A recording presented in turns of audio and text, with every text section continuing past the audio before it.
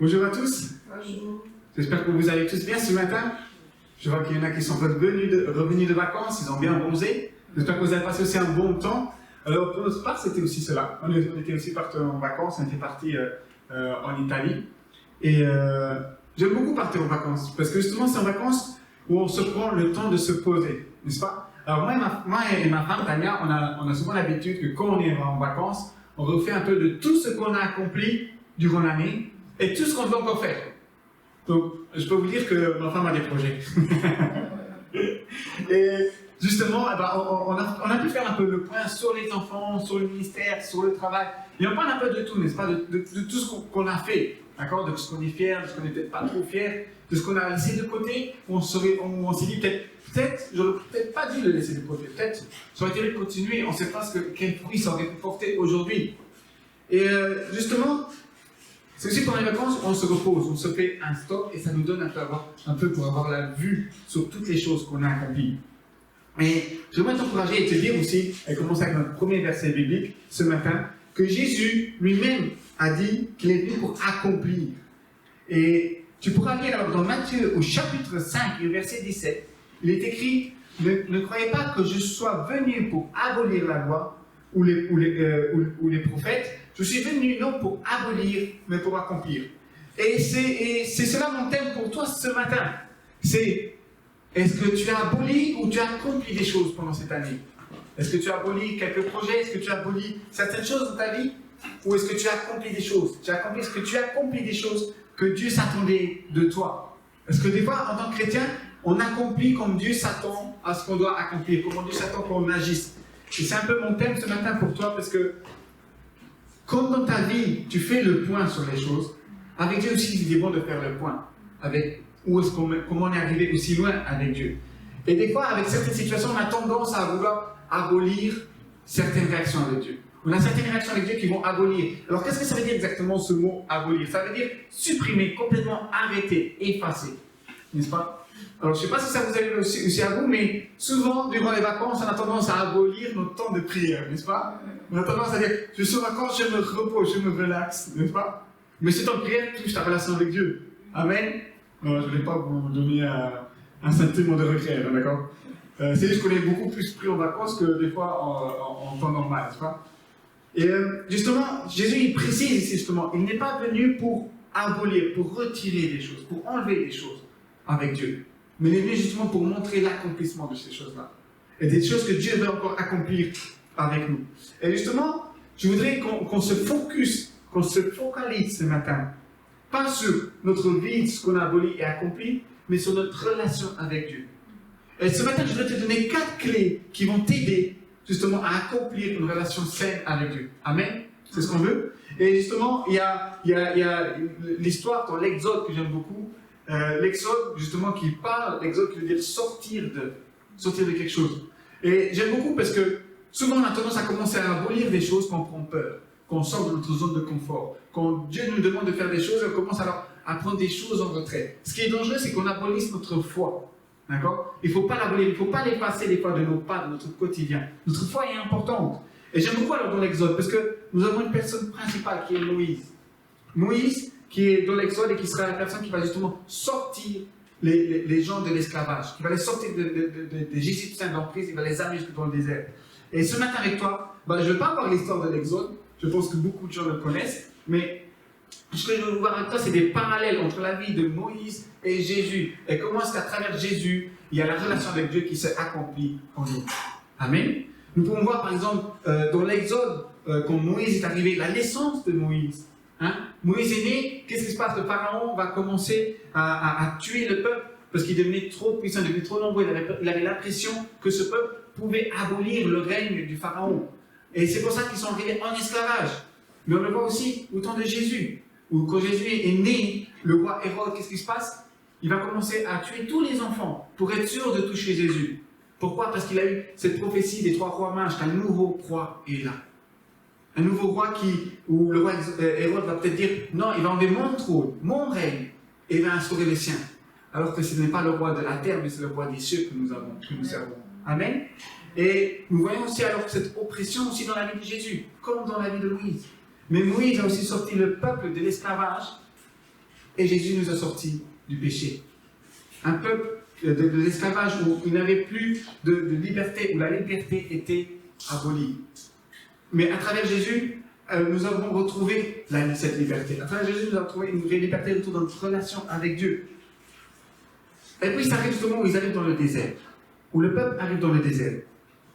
Ils arrivent dans le désert et ils perdent tout repère. Ils n'ont plus à manger, ils n'ont plus rien de ce qu'ils avaient en Égypte. Et c'est là que Dieu va recommencer à construire. Et c'est là que notre histoire de ce matin va commencer. Amen. Et justement, je voudrais venir avec toi au lieu où l'Arche de l'Alliance a commencé à être construite. Justement, cette première clé pour toi ce matin, c'est qu'on voit comment est-ce que dans l'Arche de l'Alliance, on peut voir comment la relation de Dieu a été faite dans l'Ancien Testament et comment ça s'applique à nous ce matin. Amen. Alors, j'aime beaucoup parce que dans l'Arche de l'Alliance, pour ceux qui ne savent pas, on pense souvent qu'il n'y a que les 10 commandements. Mais si tu lis Hébreux au chapitre 9 et au verset 4, tu verras qu'il y a plusieurs objets dans cette Arche de l'Alliance qui vont représenter l'action de Dieu qui a fait avec le peuple. Alors il faut savoir qu'avant que l'Arche de l'Alliance existe, le peuple marchait dans le désert, il n'avait pas une réelle direction, il y avait juste Moïse qui avait un direct contact avec Dieu. Ce qui est beau, c'est que l'Arche de l'Alliance est aussi connue sous un autre nom, et c'est l'Arche du témoignage, l'Alliance du témoignage. Alors que témoignage veut tout simplement dire une personne qui était présente au fait.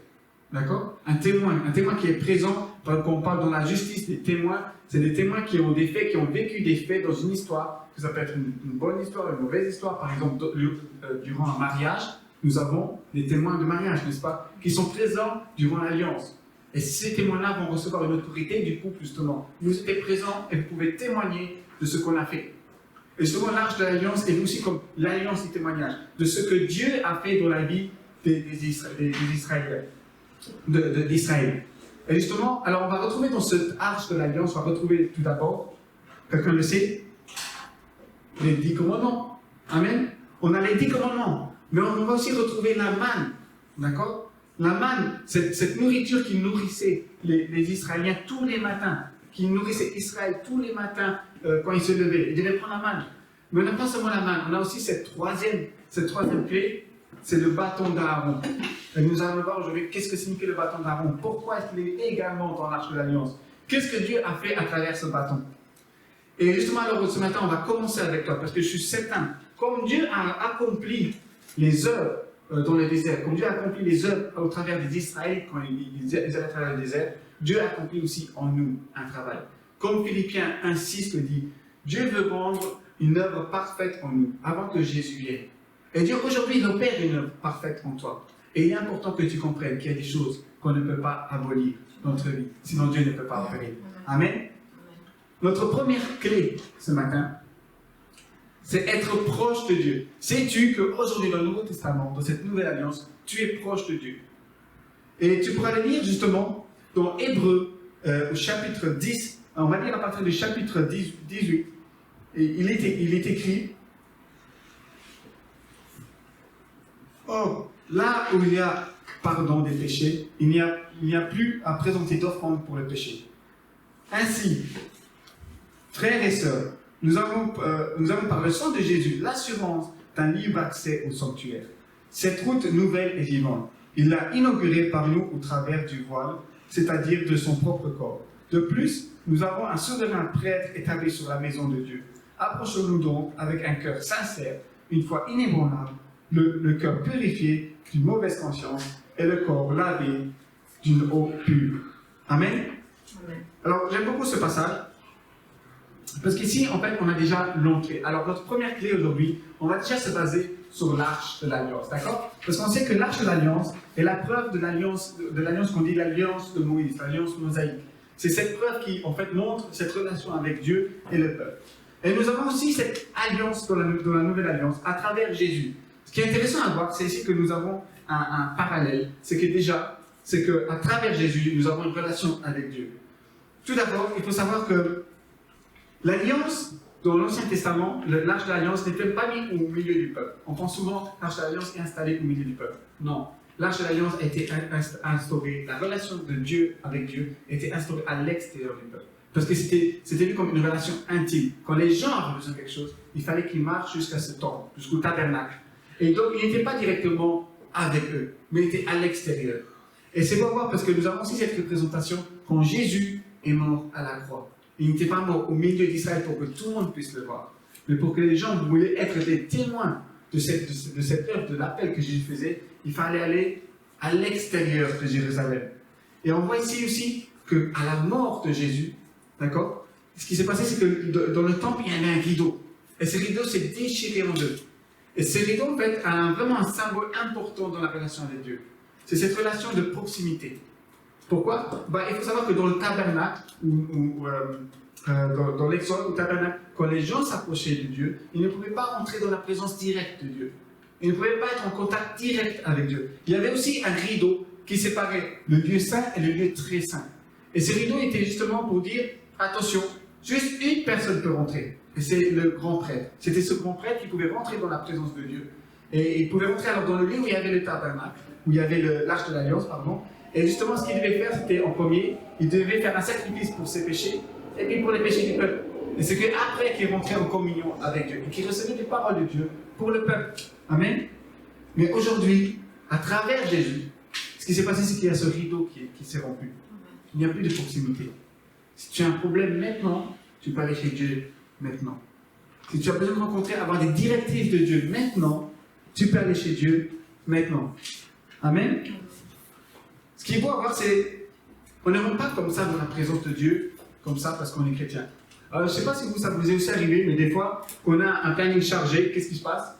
Bon, aujourd'hui, je dois faire ma prière, alors pour avoir le petit crochet sur l'agenda, n'est-ce pas, pour dire, ok, aujourd'hui j'ai prié, on va dans la présence de Dieu, on prie Dieu, on fait vite fait une prière, et on se sent bien, parce qu'on a prié.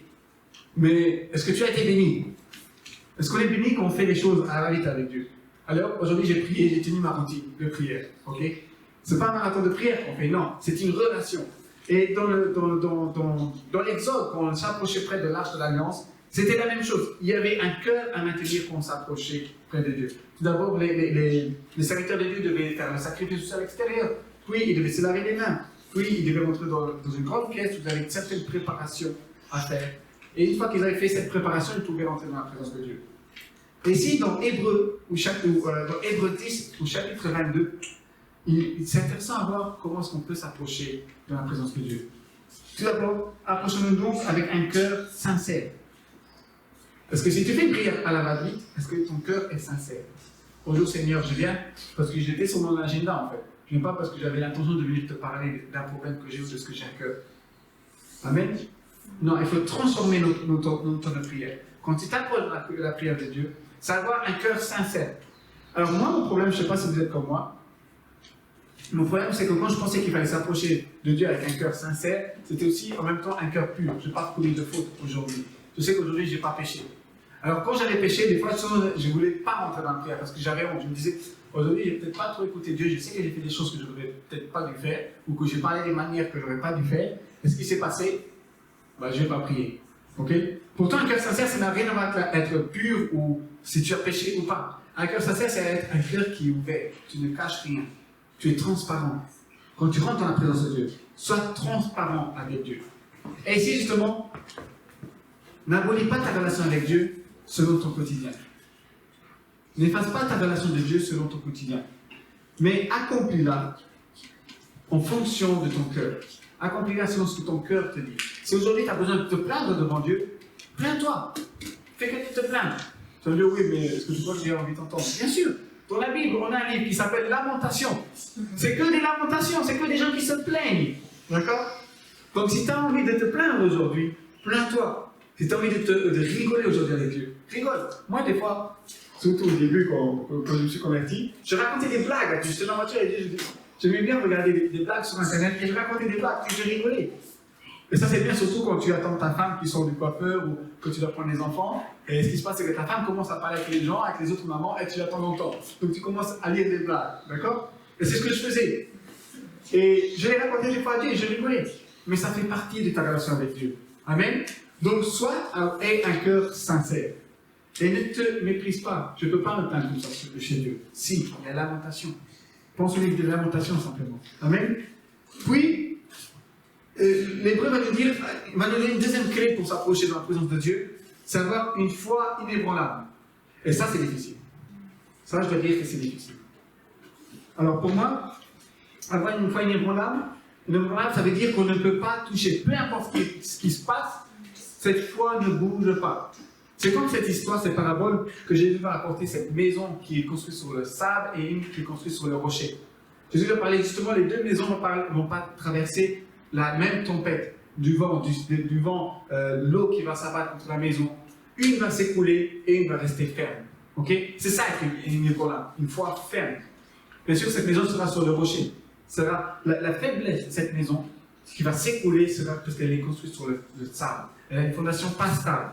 Et pour avoir une foi inébranlable, revois ta stabilité. Amen. Revois ta stabilité. Peu importe ce qui arrive dans ta vie, reste accroché à Dieu. Et je dis aussi pour moi, mon grand problème, moi, c'est quand je commence à me fâcher, je dis Dieu, aujourd'hui je suis fâché, je vais bouder, je ne vais pas te parler et je ne vais pas te prier. Alors j'abolis ce temps de prière avec Dieu. Et il ne faut pas faire ça. Hein. Je me corrige aujourd'hui, d'accord? Mais il ne faut pas faire cela. C'est une foi inébranlable, c'est même si tu es fâché, tu vas dans la présence de Dieu. Tu ne sais pas ce que Dieu a en réserve pour toi. Quand tu rentres dans la présence de Dieu, ce n'est pas juste pour parler, mais c'est aussi pour écouter. Amen. Donc que les situations, tes sentiments ne touchent pas à ta foi. Puis nous avons aussi cette pureté, purifiée, avec que vos corps lavés d'une eau pure, une conscience mauvaise. Il faut que ce soit purifié. Et si c'est intéressant à voir, parce que nous retrouvons cela aussi dans la prière de notre Père, mais aussi dans les nouvelles églises. Le terme purifier ici, ça veut dire en fait nettoyer. D'accord? Quand quelque chose est sale, nettoyer. Et si on parle plutôt du processus de confession, d'accord? Quand tu rentres dans la présence de Dieu, si tu as une conscience mauvaise, si tu as une conscience qui te dérange, si tu as quelque chose dans ton mental qui te dérange, nettoie-le devant Dieu. Il y a Dieu, ça ne va pas, je te demande pardon. Commence à s'humilier dans la présence de Dieu. La Bible elle-même le dit que Dieu se retrouve avec le humble. Dieu aime les gens humbles. Amen. Donc je voudrais t'encourager. Aujourd'hui, à n'importe quel temps, tu ne dois pas faire un processus. Tu peux accéder à Dieu directement. Et tu pourras le lire justement dans 1 Corinthiens. Nous pourrons lire dans 1 Corinthiens au chapitre 3, au verset 16. Il est écrit: ne savez-vous pas que vous êtes le temple de Dieu et que l'Esprit de Dieu habite en vous? Amen. Comme l'arche de l'Alliance était dans le tabernacle, il y avait ce temple, à travers Jésus, à travers son sacrifice. C'est tout enlevé, tout ce processus enlevé. Dieu est avec toi 24 sur 24, 7 sur 7. Et si tu as besoin de lui, n'oublie pas que tu es déjà ce temple qui tient cette alliance, à travers Jésus. Jésus-Christ est la marque de l'arche de l'Alliance. C'est à travers Jésus-Christ. Comme le peuple suivait l'arche de l'Alliance dans le désert, nous pouvons suivre Jésus. Et nous avons accès cette fois-ci, chacun d'entre nous, à Dieu. Amen. Alors peut-être, dans ta vie ce matin, il y a des choses que tu as abolies dans ta relation avec Dieu. Peut-être ce matin, à cause de certaines situations, tu as vu qu'il y a certains traits de ta relation avec Dieu qui ont disparu, que tu as retirés. Mais si ça se trouve, Dieu te demande ce matin de les remettre, pour qu'il puisse accomplir sa volonté, pour qu'il puisse accomplir sa relation avec toi. Alors je vais te demander ce matin, tout simplement, que tu puisses commencer simplement à revoir ta relation avec Dieu, à revoir ce processus, et tout simplement à recorriger des choses. S'il y a des choses que tu dois corriger, corrige-les, parce que tu es le temple de Dieu. Où est-ce que réside Dieu dans son temple? Que Dieu est avec toi. Ne enlève pas des choses de sa relation. Tu ne fais que de perdre, on ne fait que de perdre si on retire Dieu, si on retire la relation de Dieu dans notre vie. Amen. Puis nous allons alors arriver à cette deuxième clé, parce que c'est bien de savoir s'approcher de Dieu. Mais cette deuxième clé, c'est aussi savoir à suivre Dieu. Amen. On peut s'approcher de Dieu, avoir des directives de Dieu et ne plus rien comprendre. C'est ce qui va arriver dans notre deuxième clé que nous allons voir maintenant. Mais il faut apprendre à suivre Dieu. Il faut savoir qu'au temps d'aujourd'hui, même pour nous chrétiens, on est dans l'église, on écoute la parole, on est ressourcés, mais est-ce qu'on sait bien suivre Dieu? Parce qu'aujourd'hui, il faut savoir que ce n'est pas peut-être naturel de suivre Dieu. Un simple exemple, moi, avant de me convertir, je ne voulais rien savoir de Dieu. Mais quand je me suis converti, quand j'ai commencé à croire, à avoir une foi en Dieu, une chose j'ai dû réapprendre, c'est à savoir, à comprendre Dieu et à le suivre. J'ai dû être rééduqué, réapprendre. C'est quoi les valeurs de Dieu? Qu'est-ce que Dieu s'attend réellement? Et il est important de savoir l'apprendre à le suivre. Pourquoi? Tout simplement, quand le peuple a reçu l'arche de l'Alliance et que Moïse était sous le mont, d'accord? Il était sous le mont, il a reçu les 10 tablettes, les 10 lois, d'accord? Écrites sur 2 tablettes de pierre. Et il les a reçues. Parce que son absence faisait attendre beaucoup de temps au peuple. Le peuple pensait que Moïse était mort, qu'il s'est arrivé quelque chose sur la montagne. Qu'est-ce qu'ils ont fait? Un veau d'or. Alors que l'arche de l'Alliance était là. Alors qu'ils ont eu les 10 tablettes pour l'arche de l'Alliance. Et le peuple, qu'est-ce qu'il va faire? Ils vont faire un veau d'or. Pourtant, ils ont vécu tous les miracles. Et nous aussi, en tant que chrétiens, on peut voir les miracles. On peut en être témoin de cette alliance, de ce que Dieu fait dans nos vies. Mais on peut aussi ne pas savoir suivre Dieu correctement. Et c'est notre deuxième clé ce matin, c'est apprendre à suivre Dieu. Et on va se baser alors sur ce symbole des pierres, des lois. D'accord? Alors pourquoi est-ce que Dieu a donné ces lois au peuple? Ben, tout simplement, le peuple vient de l'Égypte. Il n'avait plus de contact du tout avec Dieu. Il ne se passait plus rien avec Dieu. Et ils ont dû réapprendre à suivre Dieu. Et ces 10 commandements qu'on connaît, bien sûr, c'était les commandements principaux qu'ils devaient suivre. D'accord? Mais quand on étudie les livres rabbiniques et d'autres livres, on sait qu'ils ont plus ou moins 600 lois qu'ils avaient. Que le peuple devait suivre. Plus ou moins 600. Il y avait 300 de bénédictions. Et s'il faisait quelque chose, il recevait une bénédiction. Et s'il faisait quelque chose de mal, il recevait une malédiction. Mais ici, on a les 10 commandements principaux. Et ces 10 lois, nous, des fois, on les voit comme oh, il faut et il ne faut pas. Mais en fait, ces lois, de la perspective de Dieu, c'est pour les réapprendre, qu'ils réapprennent à marcher avec Dieu. Pour que le peuple puisse commencer à savoir, ok, qu'est-ce que Dieu s'attend de moi? Qu'est-ce que Dieu veut exactement de moi? Et il est important ici de savoir que malgré si les gens ont reçu ces lois, ils ont eu ces lois pour le suivre, ils ont été coupés de l'Égypte et ils les ont eu pour suivre Dieu. Le problème, c'est que quand ils étaient coupés d'Égypte, et avant que Dieu reparle, savez-vous combien de temps d'écart il y a eu? 400 ans. 400 ans, le peuple n'a plus de contact avec le peuple. Le peuple n'a plus eu de contact avec Dieu. Il a eu un silence où Dieu ne parlait pas. Alors, je ne sais pas si pour toi c'est le même cas, mais tu sais que tu rentres dans la présence de Dieu. Dieu te dit de faire quelque chose, tu commences à le faire et puis tu n'entends plus Dieu. Tu te demandes, mais Dieu, t'es où? Je suis en train de faire ton appel, mais toi, t'es où? Tu fais quoi? Est-ce qu'il y en a qui se reconnaissent ici? Amen. Et justement ici, il y a un silence. Et j'aime beaucoup le terme ici qui dit qu'il y a eu un silence. Pourquoi? Parce que le silence veut tout simplement dire qu'il n'y a rien qui se passe. Il n'y a rien qui se passe. On ne voit rien. La personne ne parle pas. On ne sait pas ce qu'elle pense. On ne sait pas ce qu'elle veut faire. Et il faut savoir que le silence absolu, on parle souvent de silence absolu, c'est qu'il n'y a pas de bruit. Alors quand tu es dans ta chambre et que tu dors ou que tu aimerais être dans le calme, il faut savoir que oui, c'est silencieux, mais il n'y a pas de silence. Le silence absolu n'existe que soit dans le lit ou à une certaine température. C'est moins 273,15 degrés Celsius. D'accord? C'est-à-dire quand tout est complètement gelé. Ok? Et là existe le silence absolu, donc il ne se passe vraiment rien. C'est parce que l'homme, l'humain, ne sait pas percevoir d'autres fréquences. Vous percevez peut-être ma voix, et il y en a peut-être qui ont l'oreille fine, donc ils perçoivent des sons que peut-être moi je ne peux pas percevoir, mais le silence n'existe pas. Et je ne sais pas pour toi, mais souvent, quand moi je fais par exemple quelque chose pour Dieu, je ne vois pas Dieu et il me dit Dieu, pourquoi tu es silencieux? Mais j'aimerais te dire ce matin, ça ne veut pas dire que Dieu est silencieux. En fait, le silence qu'il y a eu de Dieu par rapport au peuple, c'était la réalisation d'une prophétie. Et souvent, dans notre vie, on doit être rassuré quand Dieu commence à être silencieux, quand Dieu ne commence ne plus à parler. Parce qu'il a donné, par exemple pour l'Égypte, il leur a donné les tables, il leur a donné les lois, et ils savaient la marche à faire. Et Dieu a resté silencieux quand ils étaient en Égypte. Et quand ils sont sortis, ils ont reçu. Mais quand ils étaient en Égypte, ils étaient en esclavage, et après ils ont reçu les lois pour commencer à marcher. Mais ce silence, c'était dû à une prophétie qui se réalisait. Tu pourras lire cette prophétie dans la Genèse, du chapitre 15, du verset 13 au verset 14. L'Éternel dit à Abraham, sache que tes descendants seront étrangers dans un pays qui ne sera pas à eux. On les réduira en esclavage et on les opprimera pendant 400 ans. Cependant, la nation dont ils seront esclaves, c'est moi-même qui la jugerai. Et ils sortiront ensuite avec de grandes richesses. Amen. Donc, il se peut qu'aujourd'hui dans ta vie, tu vives des choses difficiles avec Dieu. Il se peut qu'aujourd'hui, tu vives des choses où tu te demandes, mais Dieu, où est-ce que tu es? Pourquoi es-tu silencieux? J'aimerais te dire, ne pense pas parce que Dieu n'est pas silencieux qu'il n'agit pas.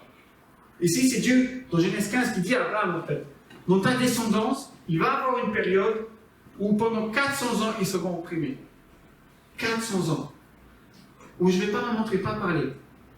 Mais après, quand ils vont sortir, c'est moi qui va juger cette nation. On l'avait avec les Égyptiens, quand ils ont essayé d'attaquer les Israélites, qu'est-ce qui s'est passé? Il y a eu la mer Rouge qui s'est écrasée, qui s'est ouverte en deux. D'accord? Ils ont gagné, il y a eu les 9-10 plaies qui est arrivé.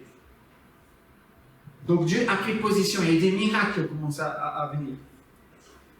Et avant tout cela, il y a aussi une grande bénédiction. Ils ne sont pas sortis pauvres de l'esclavage, ils sont sortis riches. Amen? Amen. Alors pour cette deuxième clé, je voudrais te demander, sais-tu suivre Dieu?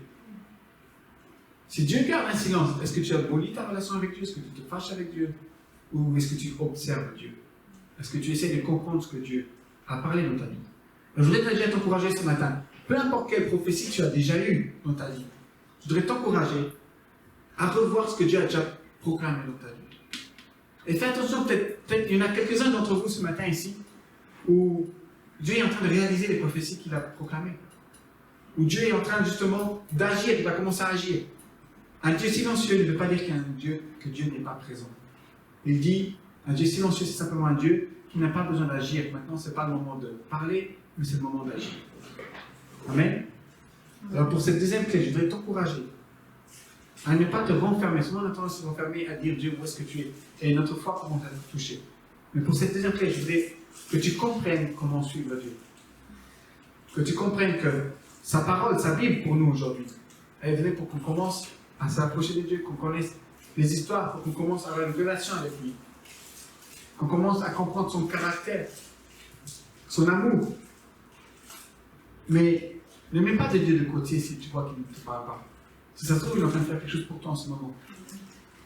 N'agis pas comme les Israélites dans l'Exode, dans le désert. Ils n'ont pas compris.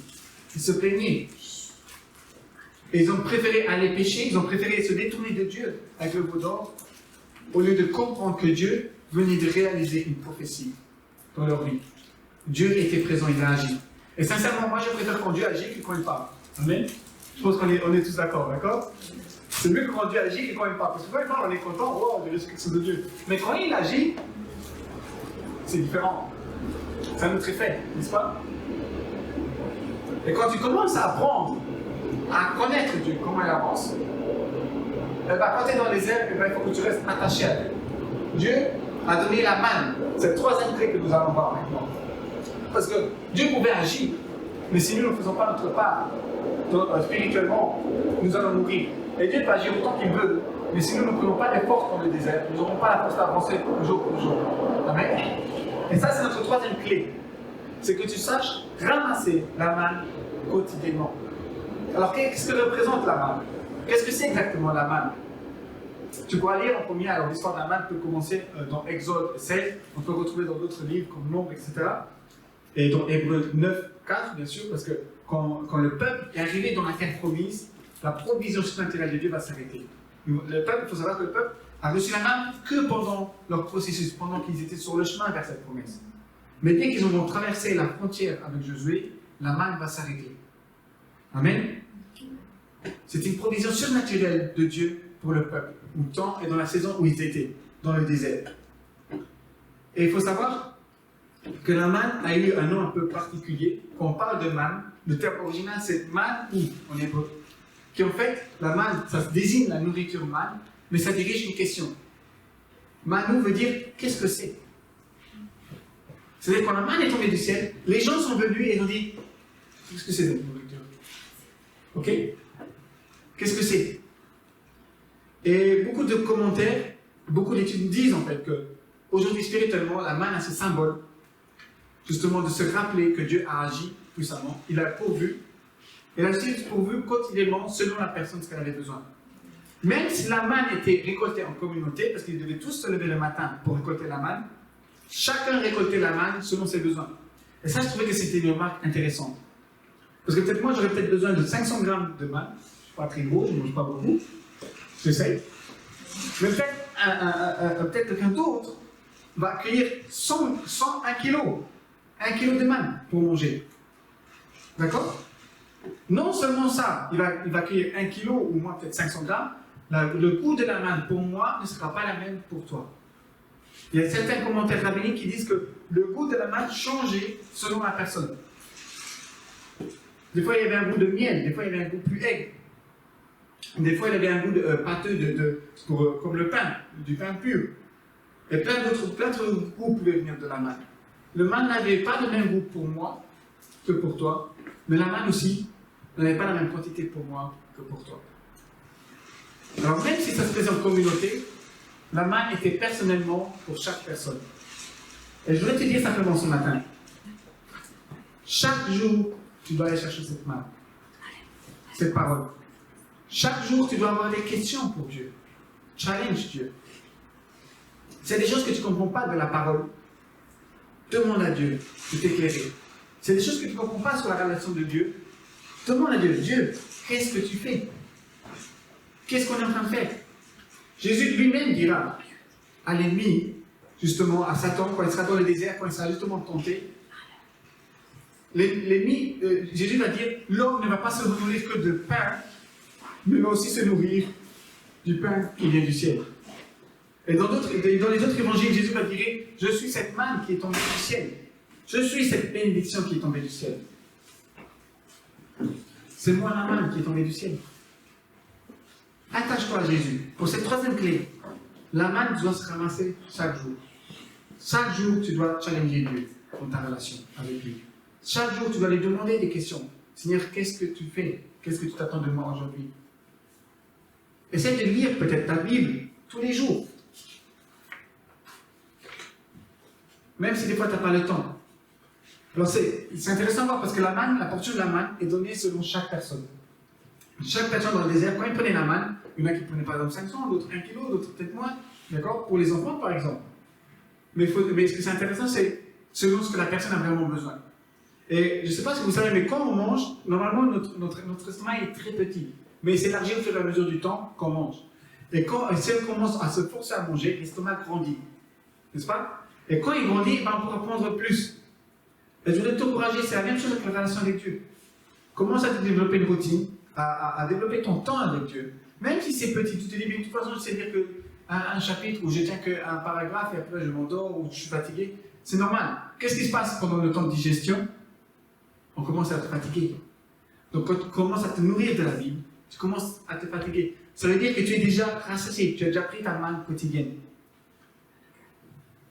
Pendant qu'on roulait, quand moi et Tania, on est revenus de vacances d'Italie, on est revenus hier, on est arrivé hier, tout s'est bien passé sur la route, à part quelques bouchons, c'est la saison des vacances. Mais ce qui s'est passé, c'est que quand on s'arrêtait pour manger quelque chose, Tania me disait, mais Franco, maman, tu manges plus que ça. Et moi j'ai dit, mais Tania, si je mange trop, je vais m'endormir. Alors on ne va jamais arriver à temps pour l'église. Amen. Mais ce qui s'est passé, c'est que je me suis limité à manger.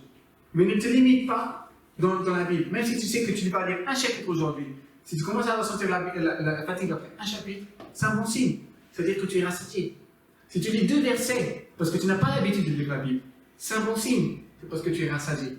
Mais quand tu commences à te fatiguer, commence à te forcer pour que ta soif grandisse, pour que ton appétit grandisse. Mais plus ta soif et ton appétit vont grandir, tu vas recevoir plus. Et plus tu vas recevoir de Dieu, de sa parole, tu vas grandir et tu vas prendre en responsabilité pour Dieu.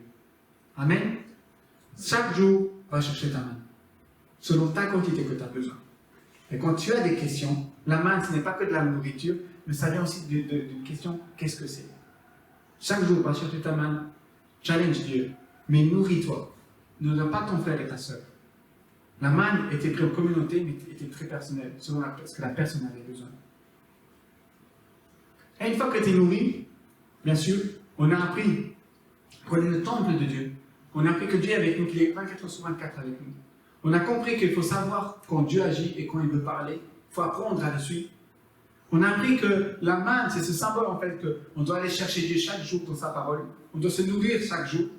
Et que quand on a des questions, on doit y répondre. Et que Dieu nous donne selon notre besoin. Il y a encore un dernier symbole dans l'Arche de l'Alliance.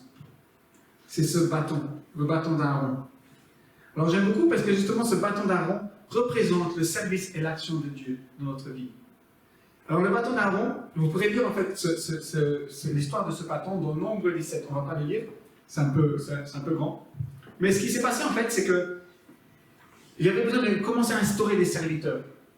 Et vous savez, la plupart d'entre nous, de vous le savent sûrement déjà, c'est que le livre de Nombres parle beaucoup de chiffres. Okay? C'est pour ça qu'il a ce numéro-là. Mais justement, c'est un livre de restructuration, un livre qui reconstruit. Et dans le chapitre 17, il faut commencer à chercher qui va servir Dieu, quel peuple va servir Dieu. Parce que tout ne peut pas reposer sur Moïse. Qu'est-ce qu'on fait quand Moïse n'est plus là? Amen. Et dans Nombre 17, on peut voir que Dieu va commander à prendre plusieurs bâtons, des bergers, et à les poser devant l'autel. Et ce qui va se passer, c'est que le berger, le bâton d'Aaron, va fleurir. Donc ce bâton-là, il y a un miracle qui va venir, c'est qu'il va fleurir. Tous les autres bâtons ne vont pas fleurir. Ça veut tout simplement dire que quand ce bâton fleurit, c'est une bénédiction, parce que c'est un miracle. Et vous allez dire, où est-ce qu'il est le miracle d'un bâton qui fleurit? L'histoire de ce bâton est très intéressante, parce qu'il ne commence pas à partir de Aaron, mais il commence à partir de Moïse. Ce bâton fera partie des miracles des 10 plaies. C'est avec ce bâton qu'on va ouvrir la mer en deux. C'est avec ce bâton que Moïse va faire des actions de foi. Quand ils vont rentrer dans l'Exode, quand ils vont rentrer en guerre avec les Philistins, par exemple, où Moïse va commencer à louer, il devra lever les mains. Ce bâton va accompagner tout le ministère de Moïse. Et puis aussi le ministère de Aaron. C'est-à-dire que ce bâton n'était pas connecté à la source, à son arbre, parce qu'il recevait l'énergie. Le bâton-là représentait le bâton du berger, du bon berger, que nous pouvons lire dans Psaume 23. David avait un bâton pour servir. Et quand on parle du pasteur, c'est aussi un berger. Mais quand on parle de leader et de personnes, que fait un berger? Il prend soin, il montre la parole de Dieu. Il répond aux questions, il enseigne. Et justement, c'est la même chose que nous pouvons trouver nous-mêmes dans notre vie. Chacun d'entre nous. Quand tu parles de Dieu à quelqu'un, tu es censé être un témoin, n'est-ce pas? Vous vous rappelez de l'Arche de l'Alliance? Son deuxième nom? L'Alliance du témoignage. Nous sommes témoins de la croix de Jésus. Et quand tu parles de Dieu à une personne, tu es témoin de ce que Dieu a fait. Et c'est pour ça qu'il est important que tu connaisses sa parole. Et Marc, le dernier chapitre du livre de Marc est clair. Tous ceux qui vont croire, les miracles vont les accompagner. L'autorité de Dieu va les accompagner. Et c'est ce qui est ce bâton-là. C'est ce symbole de ce bâton. C'est pour que les gens se rappellent ce que Dieu a fait et ce qu'il peut encore continuer à faire. Les miracles de notre vie, selon notre foi. Amen. Amen. Alors, ce matin, pendant que nous allons faire la dernière chanson de louange, que nous allons rentrer encore en louange, je voudrais t'encourager à ce que tu te redemandes qu'est-ce que tu as aboli dans ta vie, dans ta relation avec Dieu. Et aussi te demander qu'est-ce que tu peux accomplir avec Dieu. As-tu, au jour d'aujourd'hui, aboli beaucoup? Ou peut-être tu n'as pas assez accompli ce que Dieu s'attend de toi? Nous avons vu ces 4 points qui sont liés à l'Arche de l'Alliance. Mais que nous pouvons trouver aussi cela en Jésus aujourd'hui. Alors je veux t'encourager à entrer dans la présence de Dieu avec un cœur ouvert, un cœur sincère. Je voudrais t'encourager à suivre Dieu, à apprendre Dieu. N'aie pas peur quand il est silencieux. C'est lui qui est en train de commencer à agir. Je voudrais t'encourager à aller chercher la manne chaque jour. Chaque jour, prends ton temps avec Dieu. Selon ta portion. Ce qui est important, c'est que tu grandisses dans la quantité. Que tu grandisses dans la qualité. Que tu grandisses dans tes questions. Que tu commences à mûrir. Et n'oublie pas que tu as aussi un bâton avec toi. Où Dieu montre sa présence. Comme dans l'Exode. Dieu t'ouvrira le chemin quand tu auras besoin. Si tu es bloqué devant la mer rouge, Dieu va te la séparer en Dieu. Il l'a fait une fois, il peut recommencer. Si tu as besoin du miracle, Dieu va le faire. Mais tu dois utiliser ce bâton, cette autorité que tu as dans le nom de Jésus. Cette autorité que tu as dans la prière, dans la louange. Alors pour ceux qui le désirent, si tu as besoin d'une prière, que ce soit une prière de repentance, que ce soit une prière où tu te dis, Seigneur, excuse-moi pour les paroles que je t'ai peut-être dit, parce que j'étais frustré, j'étais blessé, Je ne voudrais plus abolir des choses qui concernent notre relation. Je voudrais commencer à accomplir pour toi. Accomplir des choses que je sais que tu as déjà accomplies dans la parole. Je vais commencer à les revivre. Et je vais commencer, pas seulement à les revivre, mais je vais être cette personne, je vais être comme Moïse. Je vais être comme Aaron. Je vais être comme Josué, comme Abraham. Je veux que tu parles dans ma vie, mais je veux que tu agisses dans ma vie. Alors si toi aussi tu as cette soif où tu dis, maintenant Seigneur, j'ai besoin de toi, que tu agisses. Et que tu continues, que tu sois dans une relation d'action, je vais t'inviter à venir devant. Pour que nous puissions prier pour toi. Amen. Seigneur, je te remercie vraiment pour ce matin, Seigneur. Et Seigneur, je prie vraiment qu'à partir d'aujourd'hui, Seigneur, oui, à partir de quand cette saison de vacances est finie, Seigneur, que nous puissions commencer à accomplir encore plus en ton nom, Seigneur. Nous ne voulons pas seulement entendre ta voix, mais nous voulons aussi te voir agir, Seigneur. Nous voulons vraiment apprendre à te suivre, apprendre à t'écouter, Seigneur. Nous voulons nous nourrir chaque jour, Seigneur. Et surtout, nous, Seigneur, nous voulons que tu agisses à travers nous, Seigneur. Nous voulons voir des miracles, Seigneur. Nous voulons voir ta parole, Seigneur. Nous voulons voir que tu prennes soin des cœurs, Seigneur. Comme tu as guidé Moïse, Seigneur. Nous prions que tu guides avec nous, Seigneur. Oui, Seigneur, quand tu as donné les lois à Moïse, Seigneur. Moïse t'a dit qu'il n'avancera pas, qu'il ne quittera pas cette montagne si tu ne vas pas vivre, oui, Seigneur. Et ce matin, c'est notre prière pour toi, Seigneur. Nous nous demandons aujourd'hui, Seigneur, que ta présence soit avec nous, Seigneur. Parce que nous sommes ton temple, Seigneur. Et nous te remercions pour le Seigneur Jésus-Christ à la croix, Seigneur. Parce que tu as aboli cette proximité. Tu es avec nous chaque jour, Seigneur. Et nous te remercions pour ton Saint-Esprit, Seigneur. Pour ce bâton, Seigneur, qui nous donne la puissance à faire ton Saint-Esprit, Seigneur.